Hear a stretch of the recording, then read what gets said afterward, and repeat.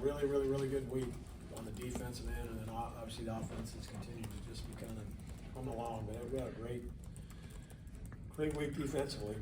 You know, that was 2 good halves there. We had a little 5-minute letdown there at the end of the second or in the first half. But yeah, our numbers are getting better, and the guys are playing with great effort, playing with great physicality, and against his team we played pretty clean too. You know, they came in, you know, the guards making a lot of free throws. We did a good job keeping our hands back. Was there any similarity between them and SDSU just with the coach, and was it maybe easier on a shorter turnaround, Scott, for this team? Yeah, I mean, it helped, but you know, it did going into it. I mean, the coverages were similar, but yet they were a little bit, you know, there were some nuances there that made it different. But by and large, yeah. And they were physical and athletic, just like San Diego State. What's been the difference with Graham the last 2 games, especially in the second half, kind of demanding the ball maybe a little more than he did early? It just comes down to Graham when he's assertive, man. He often gets off to these slow starts. He's got to start starting these games better. And I think it's all about him being assertive and being physical and on both ends of the floor. When he's like that, he's special.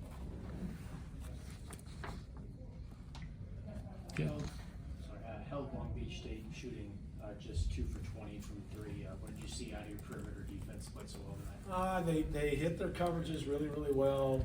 They did a better job, I think, than we've done all year, really getting over the top of almost all of those screens. And then we did a good job contesting. I don't think they got a lot of really, really good looks, to be honest with you. And instead of, you know, we had our hands high at the end. And like I said, those 2 guards coming in have shot a lot of free throws and shot free throws really, really well, and had a real knack for drawing fouls. So I thought we had some nice discipline also. Huff hasn't scored in single digits all season, 10 or more each game, and Stromer with the double-digit performance tonight. Can you kind of talk about the bench unit, how that's alleviating the starting five? I mean, I think I said at the start of the year, I mean, we got a lot of guys, and they're all kind of bunched together, and so, you know, I think so far we've been good about them getting a good rhythm, but it's obviously really, really nice to, you know, rest your guards, and here comes Dusty Stromer, you know, who's a very good player, and I consider him a starter.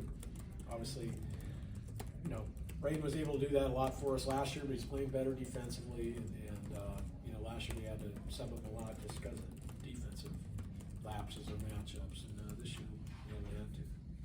Does Stromer have a shift or 2 on Askew out there too, I thought?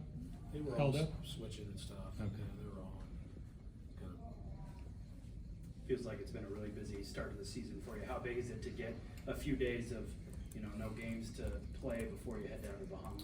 Yeah, I mean, I think we got a couple days is all, so we need to, you know, the thing about these 3 games in 3 days, and you can see just a variety of situations, you know, at the end of games. You could see different defenses, junk defenses. You could obviously see some, you know, wide variety of how guys, you know, play offensively. So you try to just prep your team for all of those, and you know, you might have maybe a walkthrough here and there, but you're really just playing off everything you've worked on thus far. So hopefully we can rest tomorrow and get some stuff in before we head down.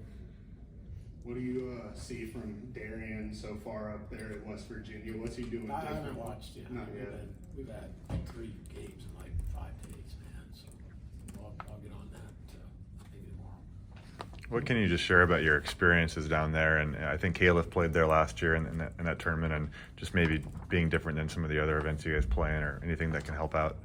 I got nothing for you there. Just go down there and get some shots up, and you know, I think what we normally do is the first day down there. I think we'll, because of it's a lengthy travel. We'll take off. The guys can kind of enjoy the Atlantis, and then we'll meet and go over stuff, and then we'll have 2 good practices before we get going. But it's dangerous to practice too hard because you got 3 games in a row, so you got to really kind of pace yourself. You guys kind of flipped the rebounding a little in that second half too. Yeah, we talked about it. I thought they really hurt us in the first half, especially when they made that run at the end of the first half. So we addressed that, and to their credit, the guys really stepped up and a little more physical, and we actually started to have better numbers down there. Our guards came and helped out. the way that bracket's set up down there, it almost, it sets up for you in Arizona if you win, to face off.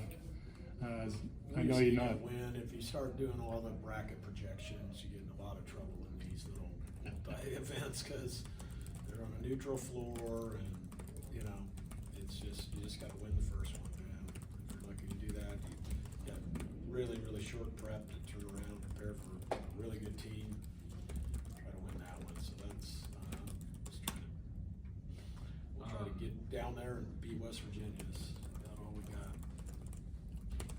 Okay.